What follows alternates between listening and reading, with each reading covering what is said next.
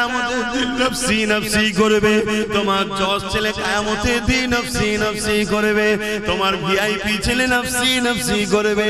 যাকে সব সময় গাফলতি করো কেন, সে তো 2500-3000 বেশি আনতে পারে না। মনে রাখবে কবরে যখন চলে যাবে ডাক্তার ফাতিহা করতে যাবে না, তোমার জজ ফাতিহা করতে যাবে না, তোমার এমন করে ভিআইপি ছেলেটা যাবে না। যাবে কে? তোমার আল্লাহর কালাম পড়া ছেলেটা যাবে, যে সূরা ফাতিহা পড়বে, সূরা ইয়াসিন পড়বে, এমন করে দরুদ শরীফ পড়ে চোখের পানি ফেলে তোমার জন্য কাঁদবে।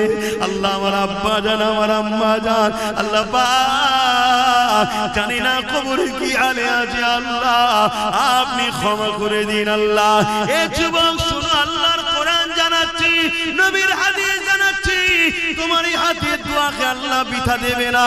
তোমার হাফেজ বাচ্চা দোয়ার ওসিলা করে তোমার কবরে যদি আযাব হয়ে থাকে, ওই সওয়াব যেতে যেতে যেতে যেতে যেতে একদিন না একদিন ওই কবরের আযাবকে আল্লাহ পাক মাফ ক্ষমা করে দেয়।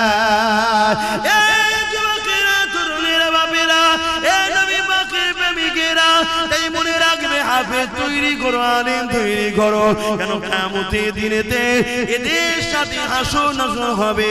নবী আমার বুখারীর মধ্যে জানিয়ে দিলে, এ দুনিয়ার মানুষেরা আলমারুমা মারহাবা, দুনিয়ায় যে যাকে ভালোবাসবে সে তার সঙ্গে হাসর নাসর হবে। এই কোরআনকে মহব্বত করো, কোরআনকে পিয়ার করো। নিজে পড়তে তো আর পারলে না, কমসে কম একজন উপযুক্ত কাউকে তৈরি করো। সেটা যদি নিজের বাচ্চা হয় আর উত্তম, নিজের বাচ্চা যদি না পারো অন্যের বাচ্চা হচ্ছে তো কি হয়েছে, সে তো আমারই নবীরই একটা উম্মতেরই সন্তান, আমারই একটা নবীর উম্মতেরই তো বাচ্চা। সে যদি কোরআনের হাফেজ হয় তার সঙ্গে আমার রক্তের কোনো প্রয়োজন নাই, কেন রক্তের সম্পর্ক নিঃশ্বাস পর্যন্ত, ইমানের সম্পর্ক আল্লাহর জান্নাত পর্যন্ত। রক্তের সম্পর্কে ঝগড়া হয়, রক্তের সম্পর্কে লেনদেন নিয়ে মারপিট হয়, রক্তের সম্পর্কে জমি জায়গার ভাগ বন্টন হয়, রক্তের সম্পর্কে ফিতনা বাজার হয়, কিন্তু ইমানের সম্পর্কে কোনোদিন ঝগড়া হয় না, মারপিট হয় না।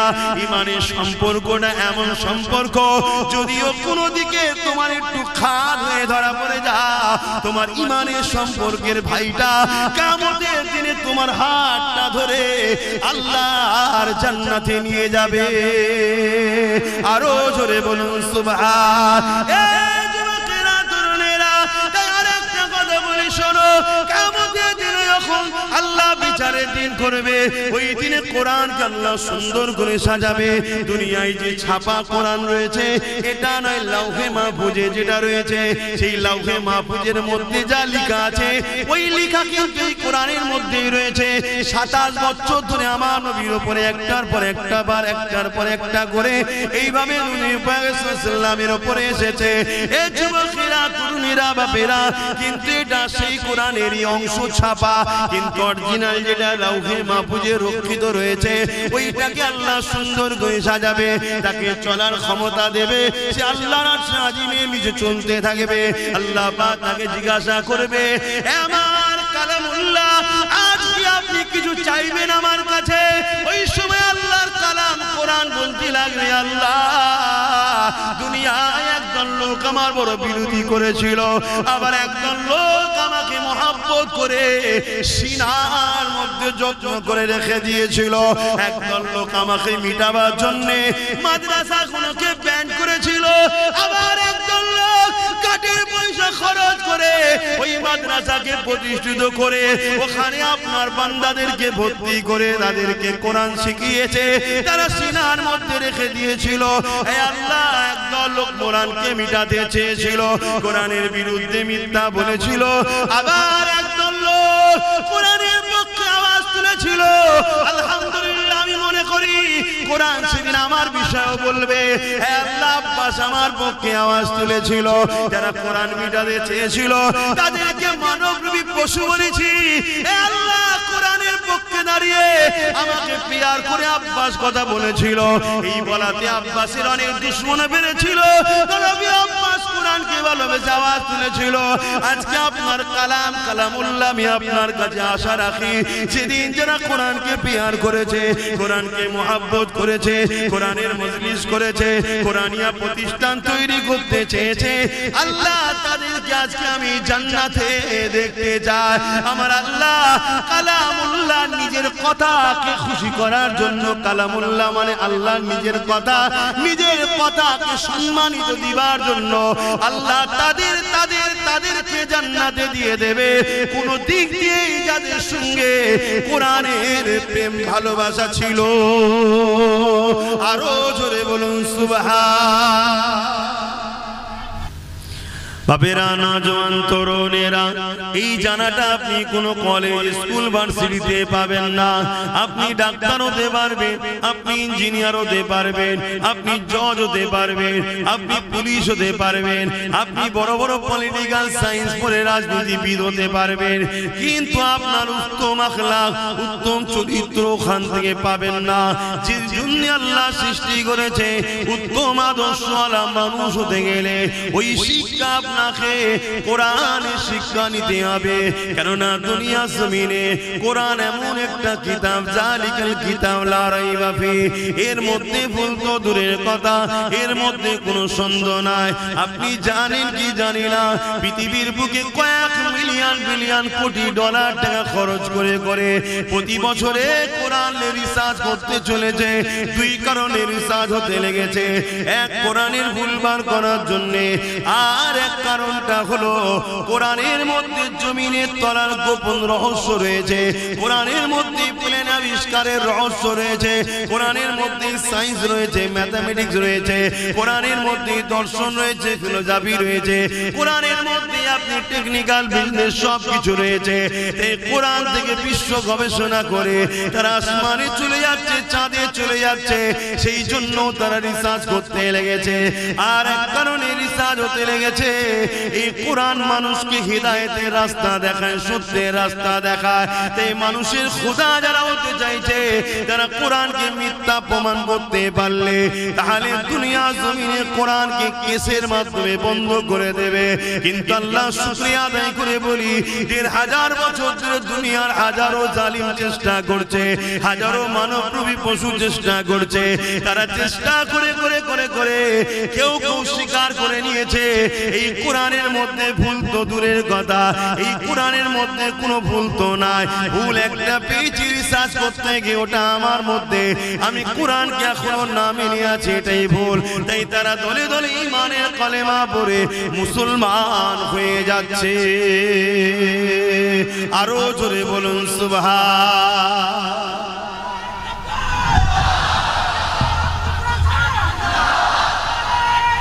আল্লাহ, তাহলে আমাদের যুবকরা যদি আমাদের কাছে না আসে, আমরা বুঝাবুঝি করি, আর আমাদের কাছে এরা আসুক। দুনিয়ায় যারা তোমাদের খোদা হতে চাইছে, তারা কখনো চাইবে? কথা বলো, চাইবে না। তারা হাজারো দিক দিয়ে আমাদের বিরুদ্ধে, যেমন কোরআনের বিরুদ্ধে মিথ্যা প্রচার করছে, রাসূলুল্লাহর বিরুদ্ধে মিথ্যা প্রচার করছে, দ্বীনের বিরুদ্ধে মিথ্যা প্রচার করছে, তারা হাজারো দিক দিয়ে আমাদের বিষয়ে মিথ্যা প্রচার করছে, যাতে করে তোমরা উলামাদের কাছে না যাও,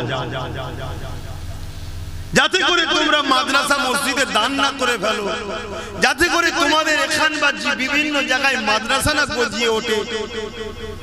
খুব ভালো করে বোঝো, জীবনে একটা দেখাতে পারবেন যে মাদ্রাসা থেকে পড়াশোনা করে কোন ছেলে তার মাকে বৃদ্ধাশ্রমে দিয়েছে? কথা বলে, বৃদ্ধাশ্রমটা বিজনেস না বিজনেস নয়? বৃদ্ধাশ্রম যারা করে এটা বিজনেস না বিজনেস নয়? জোরে বলো, বিজনেস। মুসলিম সমাজের মধ্যে যদি কেউ কোনো মাকে বৃদ্ধাশ্রমে দিয়ে আসে, সে কখনো জান্নাত যাওয়া তো দূরের কথা, জান্নাতের খুশবু পাবে না। সে যত বড়ই নামাজি হোক, হাজি হোক, মুফতি হোক, মাওলানা হোক, যাই হোক, ওর মা যদি কোনোদিন ওর ব্যবহারে একবার তাম পৃথিবীর মলি সাহেবকে দোয়া করি, ওকে জান্নাতে কেউ ঢুকাতে পারবে না। এই শিক্ষাটা আমরা দিই না। এই শিক্ষা যদি দেওয়া হয়, তাহলে বৃদ্ধাশ্রমে মুসলমানদের মায়েরা যাবে? কেন? সে ডাক্তার হোক, ইঞ্জিনিয়ার হোক, উকিল হোক, জজ হোক, সিএম হোক, পিএম হোক, ডিএম হোক, জেলার সাহেব হোক, পীর সাহেব হোক, মুফতি হোক, সে বলবো রে সর্বনাশ, মাকে না ভালোবাসলে, বাপকে না ভালোবাসলে এ তো জাহান্নামে যেতে হবে। আমি জেলার সাহেবই হই, মা বাপকে ভালোবাসতে হবে না? হবে না? মা বাপের খেদমত করবে না? করবে না? মা বাপের খেদমত যত মুসলমানরা বাড়াবে তাহলে বৃদ্ধাশ্রমের লস হবে না? হবে না? কারবার কথা বলছো না? তারা কখনো চাইবে মাদ্রাসা, তারা কখনো চাইবে আলেম হাফেজরা এই কথা সমাজে শোনাক, তারা কখনো চাইবে ইসলাম বড় দরদর করে আরো এগিয়ে যাক? আমার কথা বুঝছেন? বাবেরা, নওজোয়ান তরুণেরা, ইসলাম আমাদেরকে ইনসাফ শিখিয়েছে, ইসলাম আমাদেরকে ইনসানিয়াত শিখিয়েছে, কোরআন আমাদেরকে মানবতা শিখিয়েছে, কোরআন আমাদেরকে ইনসানিয়াত শিখিয়েছে, নূর নবী আমাদেরকে একত্ববাদ আল্লাহ চিনিয়েছে, আমাদের ঘরে নিজেদের মালিককে চিনিয়েছে। এ যুবকেরা, তরুণেরা, বাপেরা, আজকে দুনিয়া জমিনে পৃথিবী জুড়ে উঠে পড়ে লেগেছে মাদ্রাসাগুলোকে শেষ করে দিবার জন্য, কোরআনের বিরুদ্ধে ষড়যন্ত্র করতে লেগেছে, আল্লাহর দ্বীনকে মিটাবার জন্য ষড়যন্ত্র করতে লেগেছে। এটা আজকে নতুন নয়, এর আগেও হয়েছিল। যেমন চিঙ্গিস খান নাম শুনেছে, সে অনেক চেষ্টা করেছিল আমার রাসূলুল্লাহ দ্বীনকে মিটিয়ে দেবে। একটা দুটো নয়, আলেম উলামা মিলিয়ে 1 কোটির উপরে মুসলমানকে হত্যা করেছিল। সে ভেবেছিল বাগদাদের জমিনকে উজাড় করে দেবো, মুসলমান শেষ করে দেবো, আলেম মুফতি শেষ করে দেবো। মাদ্রাসাগুলোতে আগুন ধরিয়ে দিয়েছিল, মসজিদগুলোতে আগুন ধরিয়ে দিয়েছিল। সে চেয়েছিল বিশ্ব থেকে ইসলামকে মুছে দেব।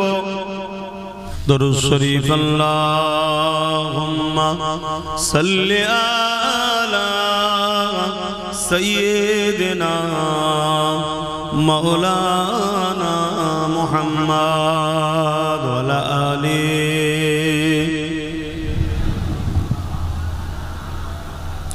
মুসলমান ঘরের ছেলে মেয়েরা, তরুণেরা, বাপেরা, এ নবী পাকের উম্মত উম্মতি গণেরা, শুধু মুসলমান মুখে দাবি করলে হয় না, অন্তর আল্লাহর দ্বীনের উপরে মহব্বত ভালোবাসা থাকা দরকার।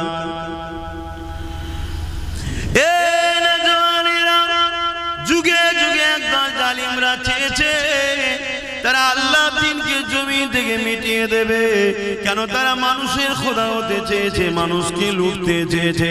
ইসলাম সর্বসময় মানুষের পক্ষে কথা বলেছে, ইনসাফের পক্ষে কথা বলেছে, ইনসানিয়াতের পক্ষে কথা বলেছে। ইসলাম শিক্ষা দিয়েছে মানুষ গরিব হলো তার উপরে জুলুম করা যাবে না, কালো হলো ফর্সা তার উপরে জুলুম করতে পারবে না। তাই সবার সমান অধিকারের কথা বলেছে।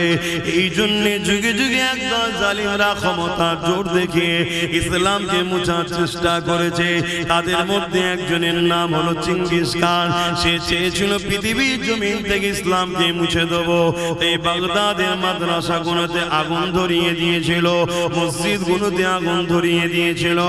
1 কোটির উপরে মুসলমান আলেম উলামা সহ মেরে দিয়েছিল, হাফেজ কোরআন গুলোকে মেরে দিয়েছিল। কেন? তারা চেয়েছিল কোরআন যদি কিতাব গুলোকে পানিতে ফেলে দেওয়া হয়, পুড়িয়ে দেওয়া হয়, কিন্তু হাফেজ সাহেব যদি রয়ে যায় আর আলেম যদি রয়ে যায়, হাফেজ তেলাওয়াত করবে আর আলেম হুবহু নকল করে তৈরি করে দেবে। এই যুবকেরা, তরুণেরা, তাই হাজারো চেষ্টা করে 1 কোটির উপরে মানুষ মেরে মসজিদ মাদ্রাসা গুলোতে আগুন দেওয়ার পরও সে মিটে গেছে।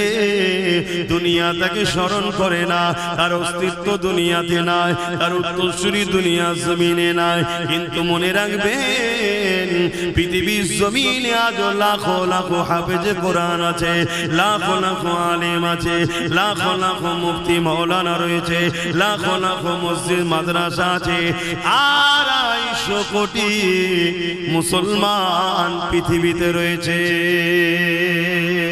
আরো জোরে বলুন সুবহান। আর একজন ছিল হালাকু খান, নাম শুনেছেন? দাজলা নদীর পানিকে পুরো লাল করে দিয়েছে রক্তে।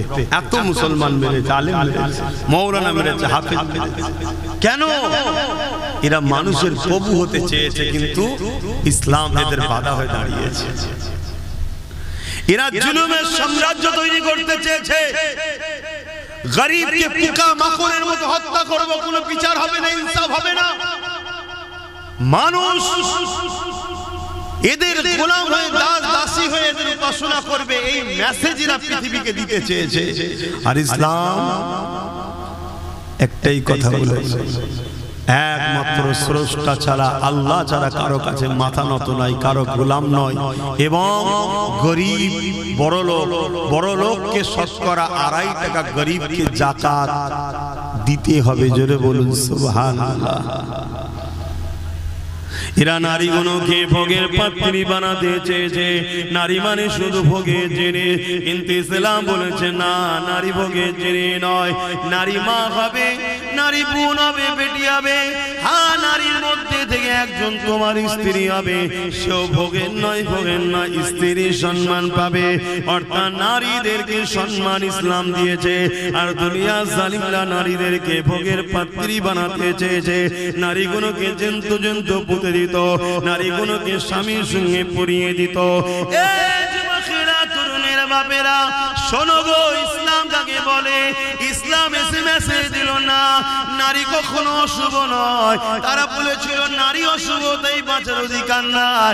আর ইসলাম জানিয়ে দিল না না না, কারো ঘরে যদি কন্যা সন্তান হয়, এর মানে ওই বাড়িওয়ালার পক্ষে মহান সৃষ্টিকর্তা শান্তি রহমতের মেসেজ দিল। আল্লাহ দিন জানিয়ে দিল, আমার রাসূলুল্লাহ বলে দিল নারী অশুভ নয়। কারো ঘরে যদি নারী জন্ম হয়, আমার আল্লাহ ওই বাপকে জান্নাতের মেসেজ দিল।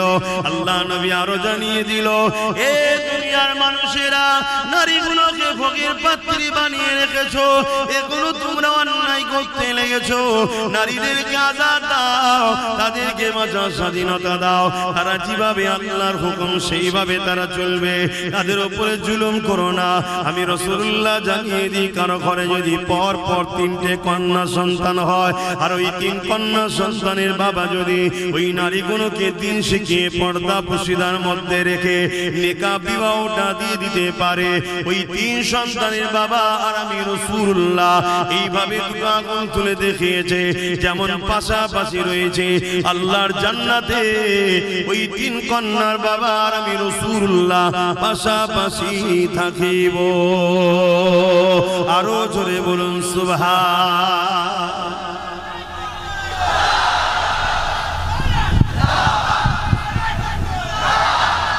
তাহলে যারা নারীকে ভোগের পাত্রী মনে করে, যারা নারী দেহ শোষণকারীদের ঘরে আড়াল করতে চায়, যারা নারী রেপ হয়ে গেলে ওই আসামিদের ঘরে নিজের ঘরে আশ্রয় দিয়ে বাঁচাতে চায়, তারা কখনো ইসলাম বেঁচে থাকতে চাইবে? তারা কখনো ইসলামের শিক্ষা কেন্দ্র মাদ্রাসা হোক চাইবে? আর তাদেরই হাতের পুতুল আমার ঘরের ছেলে যারা হয়ে গেছে, তারাও তাদের সুরে সুর মিলাবে না, মিলাবে না। কিন্তু আমার ঘরের ছেলেরা জানে না যে কবর কত ভয়ানক। আমার ঘরের ছেলেরা জানে না আখিরাতটা কত ভয়ানক। আমার ঘরের ছেলে জানে না এই যৌবন চিরস্থায়ী নয়। তোমার আব্বার দিকেই দেখো না, তোমার দাদা দাদির দিকে দেখো না, তোমার নানা নানির দিকে দেখো না, লড়তে পারছে না। একটা সময় সব ক্ষমতা ছিল, আল্লাহ সব নিয়েছে। অতএব আমার যুবকরা, এই যৌবনের বয়সে কিছু করো আল্লাহর জন্য, দিনের জন্য করে যাও। ওটা আল্লাহর রাহে করবে, তোমার আখিরাতের ব্যাংকে জমা থাকবে, ওখানে তুমি কামিয়াবি হবে। জোরে বলুন সুবহানাল্লাহ। কিছু যদি করতে না পারো, যারা করছে তাদের দলকে ভিড় করে তাদের সঙ্গে জুড়ে থাকো। ভিড়ও একটা সাপোর্ট না, সাপোর্ট না। কথা বলে 10টা লোক আর 10,000 লোক, 10,000-এর মধ্যে 999 হয়তো চুপচাপ দাঁড়িয়েই আছে, কিন্তু তারপরও দূর থেকে কেউ দেখে কি বলবে, অনেক আছে।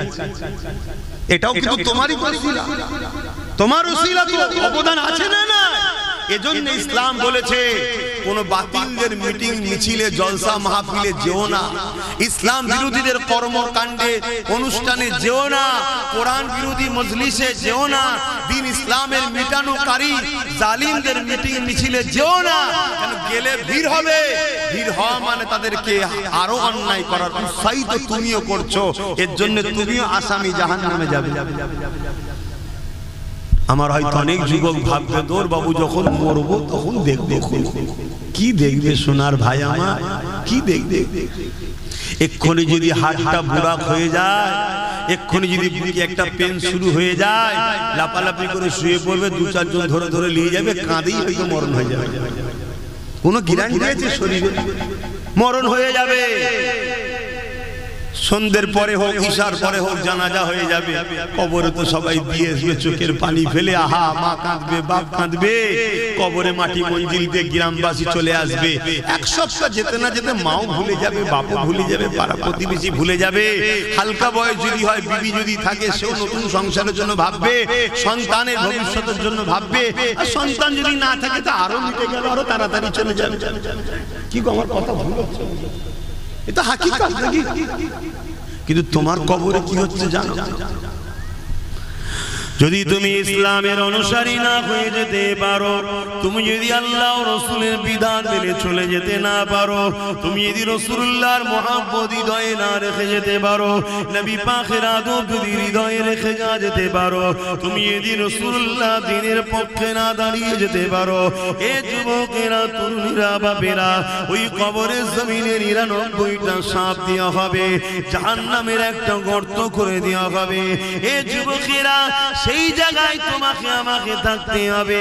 আল্লাহ তোমাকে আমাকে হিদায়াত দেন, মাফ করে দেন, বলো আমিন। কতটা ভয়ানক হবে! ওই জায়গায় তোমার পাশে কেউ দাঁড়াবে না, তোমার দুনিয়ার দরদি দাদা দিদি কেউ দাঁড়াবে না, তোমার দুনিয়ার দরদি কোন নেতা লিডার দাঁড়াবে না, দুনিয়ার দরদি তোমার দুনিয়াদার প্রভু যারা সাজার স্বপ্ন দেখছে তারা তোমার পাশে কেউ দাঁড়াবে না। ওই জায়গায় তোমাকে বিপদে পড়তে হবে। এ দুনিয়ার মানুষ শুনে রেখে দাও, আমি কোন গল্প কাহিনী কিসসা বলছি না, আমি আল্লাহর কোরআন থেকে বলছি, নবীর হাদিস থেকে বলছি। পৃথিবীর জমিনে বিশ্ববিখ্যাত পণ্ডিত যারা, বিশ্ববিখ্যাত শিক্ষিত যারা, তারা যুগ যুগ ধরে কোরআনের বিরুদ্ধে, হাদিসের বিরুদ্ধে রিসার্চ করতে লেগেছে। তারা রিসার্চ করেছে 20 বছর ধরে, কেউ 30 বছর ধরে রিসার্চ করার পরে তারা নিজেরা বলতে বাধ্য হয়েছে এই কোরআনের মধ্যে কোনো ভুল নাই। এই তারাও দলে দলে ঈমানের কলেমা পড়ে রাসূলুল্লাহর গোলামি করতে লেগেছে। আরো জোরে বলুন সুবহান। তুমি আমি ভাববে না আমার কওমের ঘরের ছেলে তোমরা, আমার নবীর উম্মত উম্মতির ঘরের ছেলে তোমরা, একটু বলবো না? বুঝাচ্ছি আমার যুবকরা, বুঝাচ্ছি, বোঝো বোঝো। কেন কিয়ামত একদিন হবে, কবরে একদিন যেতে হবে, আখিরাতের কথা ভাবো। এ নজওয়ানেরা, ওয়াল তানজুরু নাফসুম মা কদ্দামাত লিগাদ, প্রতিটা নফসের উচিত পরকাল নিয়ে ভাবা। আল্লাহর কোরআন জানিয়ে দিল কেন পরকালটা বড় কঠিন হয়ে যাবে। যেদিন কিয়ামতের দিন হবে, ময়দানে মাশর হবে, অর্থাৎ ওই দিনটা হিসাবে দিন, বিচারের দিন।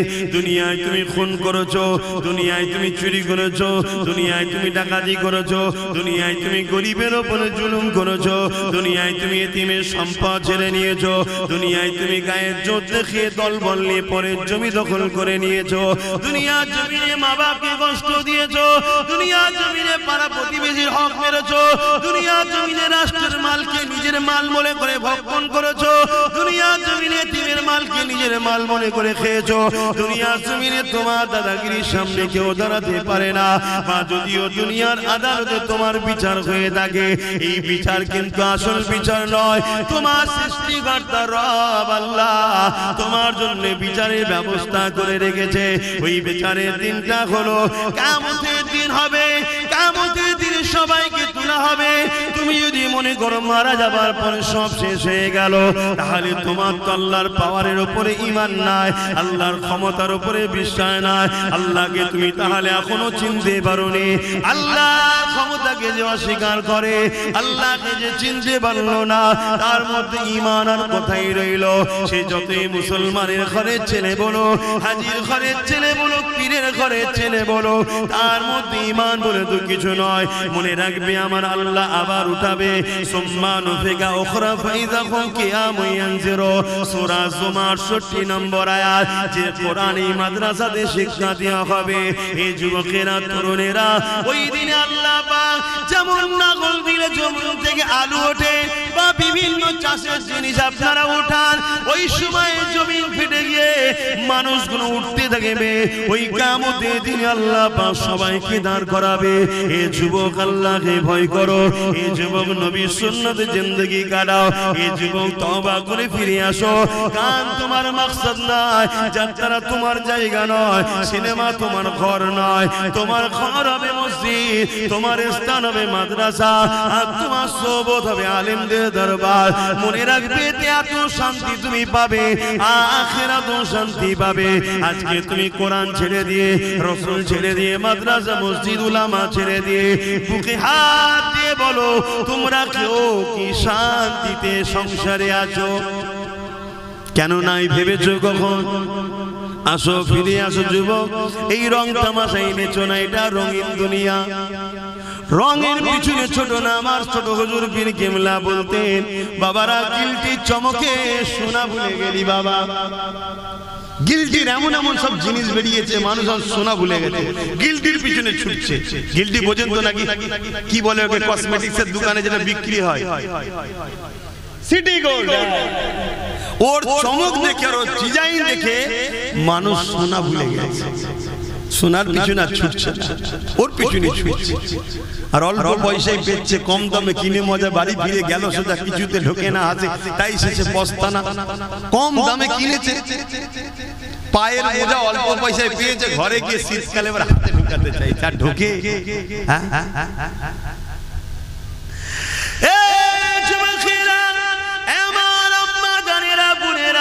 দুদিনের দুনিয়ায় আল্লাহ আমাদেরকে পাঠিয়েছে, এটা পরীক্ষার হল। আখিরাত হলো আমাদের পরীক্ষার জায়গা, ওখানে আল্লাহ পাক রেজাল্ট আউট করবে। এখানে পরীক্ষার জন্য পাঠিয়েছে, বিচারের দিন রেজাল্টের ফয়সালা হবে। কোথায় হবে? ময়দানে মাশর, যে জায়গার নাম। ওই দিনটা কেমন হবে একটু শুনে রেখে দাও।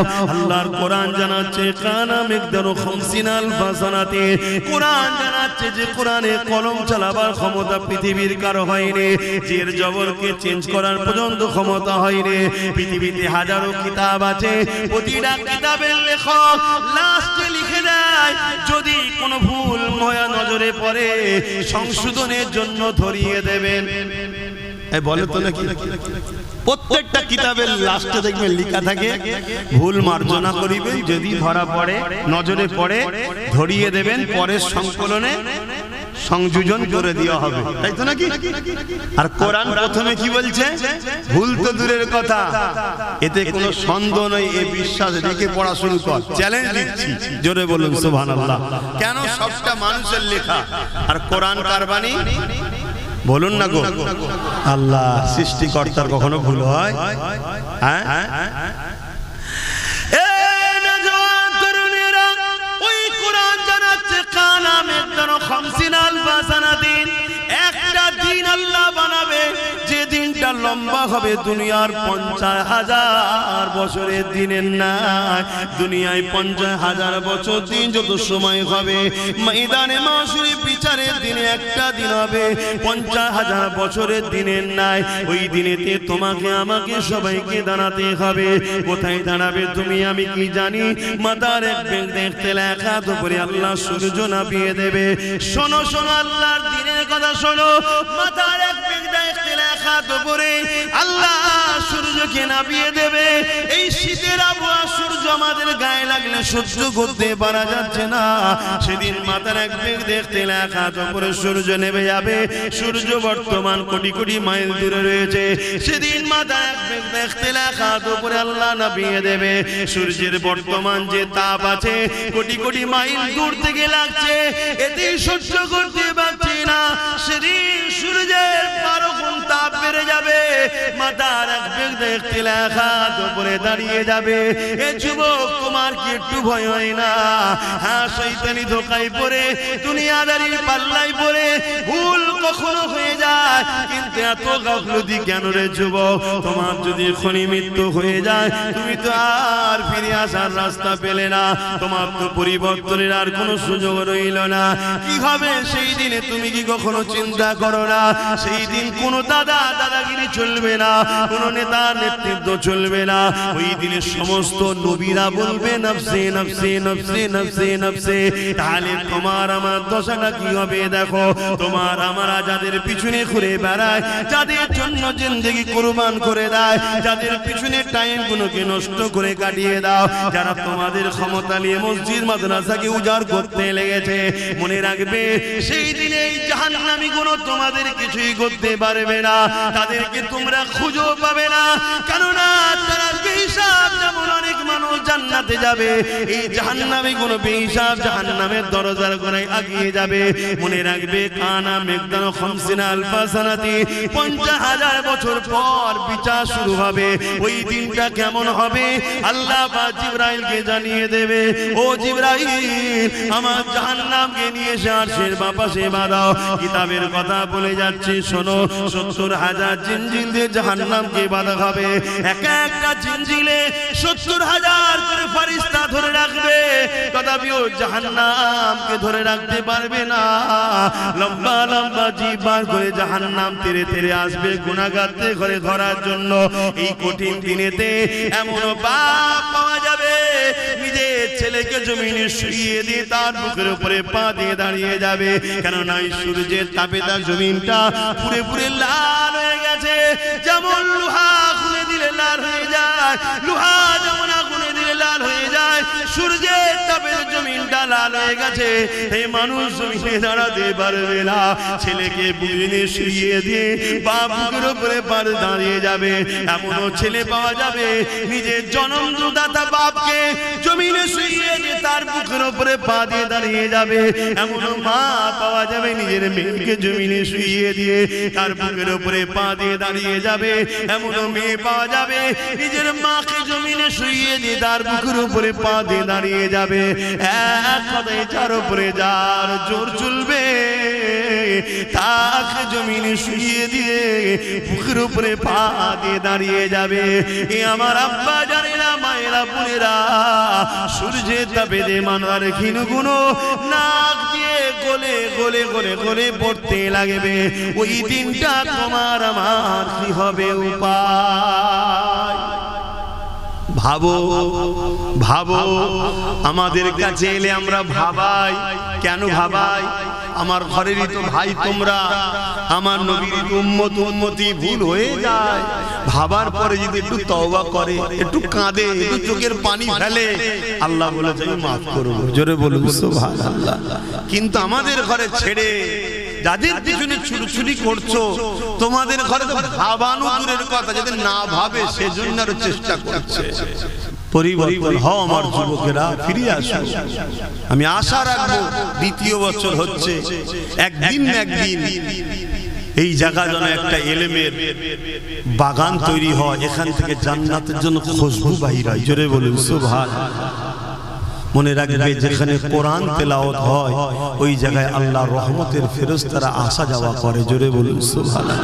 আর রহমতের ফেরেশতারা আসা যাওয়া করলে আপনাদের ঈমান কি বলছে? বালা মুসিবত, চাষবাস, কাজবাজ সব ভালো হবে না খারাপ হবে? ভালো হবে। এই কঠিন দিনেতে কি হবে তোমার আমার উপায়?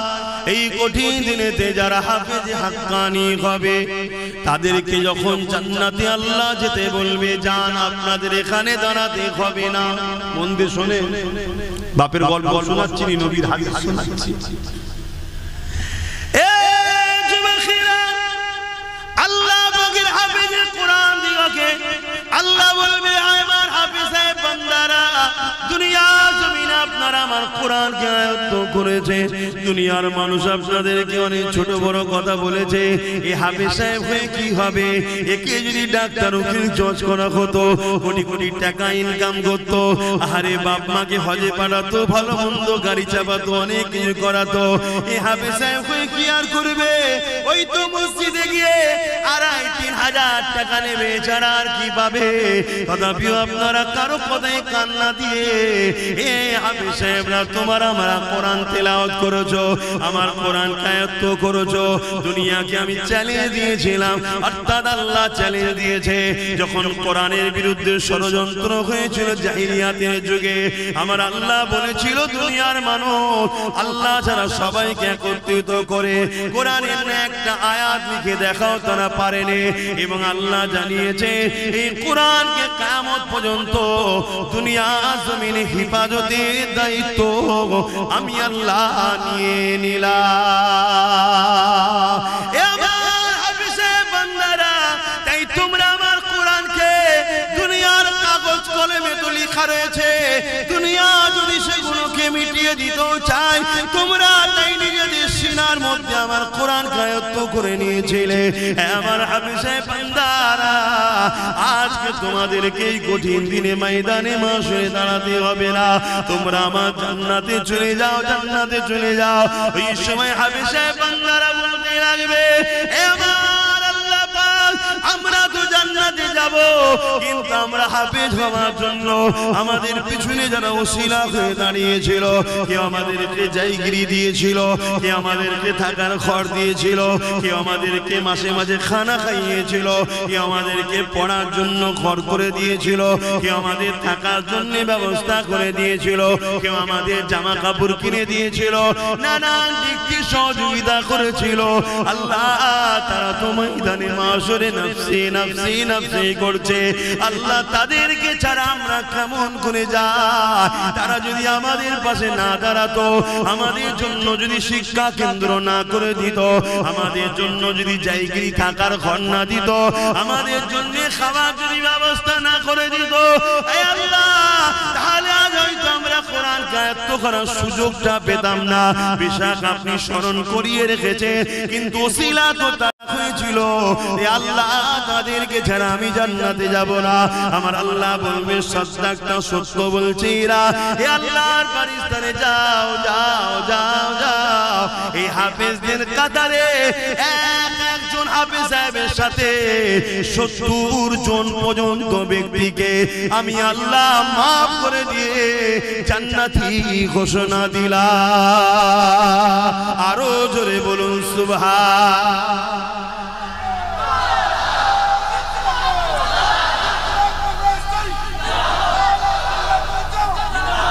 ভাইরা আমার, আল্লাহ, দুনিয়াদারি করতে গেলে অনেকের সঙ্গে মিশতে হবে, ব্যবসা বাণিজ্য করতে হবে, লেনদেন করতে হবে, মুসলিম অমুসলিম সবার সাথে উঠা বসা করতে হবে, ওটা আলাদা পাঠ, আমি মানা করছি, কিন্তু আখিরাতের জন্য আমাদের ভাবতে হবে না।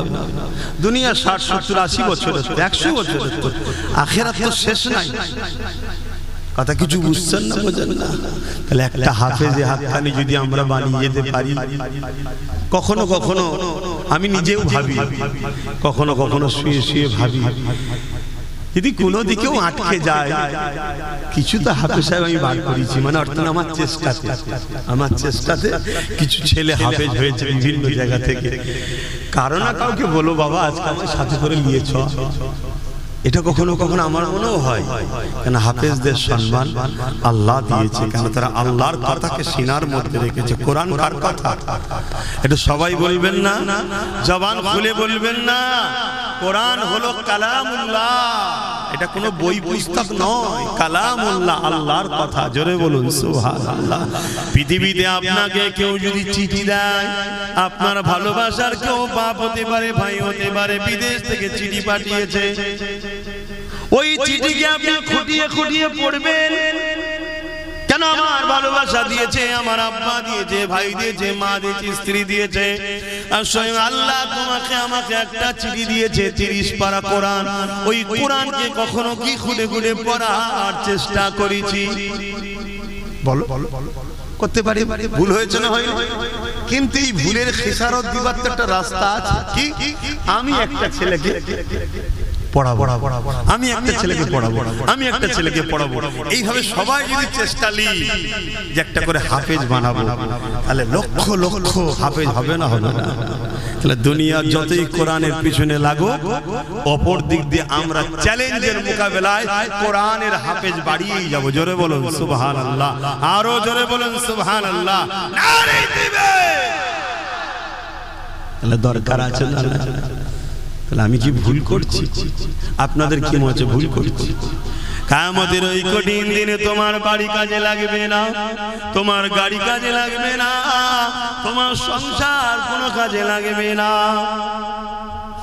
এই যুবকেরা, তরুণেরা, হ্যাঁ ডাক্তার বানাও, উকিল বানাও, জজ বানাও, আমি বিরোধী করছি না, কিন্তু মনে রাখবে তোমার ডাক্তার ছেলে কিয়ামতের দিন নফসি নফসি করবে, তোমার জজ ছেলে কিয়ামতের দিন নফসি নফসি করবে, তোমার ভিআইপি ছেলে নফসি নফসি করবে। যাকে সব সময় গাফলতি করো কেন, সে তো 2,5-3 হাজারের বেশি আনতে পারে না। মনে রাখবে কবরে যখন চলে যাবে, ডাক্তার ফাতিহা করতে যাবে না, তোমার জজ ফাতিহা করতে যাবে না, তোমার এমন করে ভিআইপি ছেলেটা যাবে না। যাবে কে? তোমার আল্লাহর কালাম পড়া ছেলেটা যাবে, যে সূরা ফাতিহা পড়বে, সূরা ইয়াসিন পড়বে, আমল করে দরুদ শরীফ পড়ে চোখের পানি ফেলে তোমার জন্য কাঁদবে। আল্লাহ আমার আব্বা জান, আমার আম্মা জান, আল্লাহ পাক জানি না কবরে কি হালে আছে, আল্লাহ আপনি ক্ষমা করে দিন। আল্লাহ এ যুবক শুনো, আল্লাহর কোরআন জানাচ্ছি, নবীর হাদিস জানাচ্ছি, তোমার এই হাতের দোয়াকে আল্লাহ বৃথা দেবে না। তোমার হাফেজ বাচ্চা দোয়ার ওসিলা করে তোমার কবরে যদি আযাব হয়ে থাকে, ওই সওয়াব যেতে যেতে যেতে যেতে যেতে একদিন না একদিন ওই কবরের আযাবকে আল্লাহ পাক মাফ ক্ষমা করে দেয়। এই যুবকেরা, তরুণেরা, বাপেরা, এই নবী পাকের প্রেমিকেরা, তাই মনে রাখবে হাফেজ তৈরি করো, আলেম তৈরি করো। কেন কিয়ামতের দিনেতে এদের সাথে হাসর নাসর হবে। নবী আমার বুখারীর মধ্যে জানিয়ে দিলে, এই দুনিয়ার মানুষেরা আলমারুমা মারহাবা, দুনিয়ায় যে যাকে ভালোবাসবে সে তার সঙ্গে হাসর নাসর হবে। এই কোরআনকে মহব্বত করো, কোরআনকে পিয়ার করো। নিজে পড়তে তো আর পারলে না, কমসে কম একজন উপযুক্ত কাউকে তৈরি করো। সেটা যদি নিজের বাচ্চা হয় আর উত্তম, নিজের বাচ্চা যদি না পারো, অন্যের বাচ্চা হচ্ছে তো কি হয়েছে, সে তো আমারই নবীরই একটা উম্মতেরই সন্তান, আমারই একটা নবীর উম্মতেরই তো বাচ্চা। সে যদি কোরআনের হাফেজ হয়, তার সঙ্গে আমার রক্তের কোনো প্রয়োজন নাই। কেন রক্তের সম্পর্ক নিঃশ্বাস পর্যন্ত, ইমানের সম্পর্ক আল্লাহর জান্নাত পর্যন্ত। রক্তের সম্পর্কে ঝগড়া হয়, রক্তের সম্পর্কে লেনদেন নিয়ে মারপিট হয়, রক্তের সম্পর্কে জমি জায়গার ভাগ বন্টন হয়, রক্তের সম্পর্কে ফিতনা বাজার হয়, কিন্তু ইমানের সম্পর্কে কোনোদিন ঝগড়া হয় না, মারপিট হয় না। ইমানের সম্পর্কটা এমন সম্পর্ক, যদিও কোনো দিকে তোমার একটু খাদ হয়ে ধরা পড়ে যা, তোমার ইমানের সম্পর্কের ভাইটা কিয়ামতের দিনে তোমার হাতটা ধরে আল্লাহর জান্নাতে নিয়ে যাবে। আরো জোরে বলুন সুবহান। এই যুবকেরা, তরুণেরা, তাই আরেকটা কথা বলি শোনো, কিয়ামতের দিনে যখন আল্লাহ বিচারের দিন করবে, ওই দিনে কোরআনকে আল্লাহ সুন্দর করে সাজাবে। দুনিয়ায় যে ছাপা কোরআন রয়েছে, এটা নয়, লাউহে মাহফুজে যেটা রয়েছে, সেই লাউহে মাহফুজের মধ্যে যা লেখা আছে, ওই লেখা কিন্তু এই কোরআনের মধ্যেই রয়েছে। 27 বছর ধরে আমার নবীর উপরে একটার পর একটা বার, একটার পর একটা করে এইভাবে নবী পাক সাল্লাল্লাহু আলাইহি উপরে এসেছে। এই যুবকেরা, তরুণীরা, বাপেরা, কিন্তু এটা সেই কোরআনেরই অংশ ছাপা, কিন্তু অরিজিনাল যেটা লাউহে মাহফুজে রক্ষিত রয়েছে, ওইটাকে আল্লাহ সুন্দর করে সাজাবে, তাকে চলার ক্ষমতা দেবে। সে আল্লাহর আরশে আজিমে নিচে চলতে থাকবে। আল্লাহ পাক তাকে জিজ্ঞাসা করবে, আমার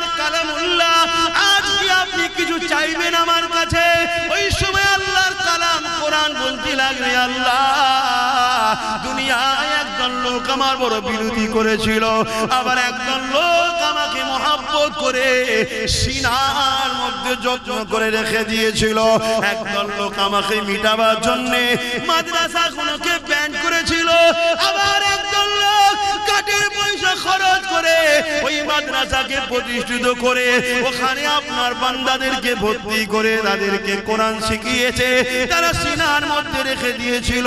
হে আল্লাহ, একদল লোক কোরআনকে মিটাতে চেয়েছিল, কোরআনের বিরুদ্ধে মিথ্যা বলেছিল, আবার একদল লোক কোরআনের পক্ষে আওয়াজ তুলেছিল। আলহামদুলিল্লাহ, আমি মনে করি কোরআন সেদিন আমার বিষয়ও বলবে।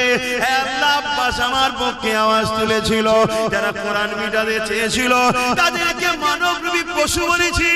হে আল্লাহ, কোরআনের পক্ষে দাঁড়িয়ে আমাকে পিয়ার করে আব্বাস কথা বলেছিল, এই বলাতে আব্বাসের অনেক দুশমন বেড়েছিল, নবী আব্বাস কোরআনকে ভালোবেসে আওয়াজ তুলেছিল। আজকে আপনার কালাম কালামুল্লাহ আমি আপনার কাছে আশা রাখি, সেদিন যারা কোরআনকে পিয়ার করেছে, কোরআনকে মহব্বত করেছে, কোরআনের মজলিস করেছে, কোরআনিয়া প্রতিষ্ঠান তৈরি করতে চেয়েছে, আল্লাহ তাদেরকে আজকে আমি জান্নাতে দেখতে যাই। আমার আল্লাহ কালামুল্লাহ নিজের কথাকে খুশি করার জন্য, কালামুল্লাহ মানে আল্লাহ নিজের কথা, নিজের কথাকে সম্মানিত দিবার জন্য আল্লাহ তাদেরকে জান্নাতে দিয়ে দেবে। কোন দিক দিয়ে যাদের সঙ্গে কোরআনের প্রেম ভালোবাসা ছিল, আরো জোরে বলুন সুবহান।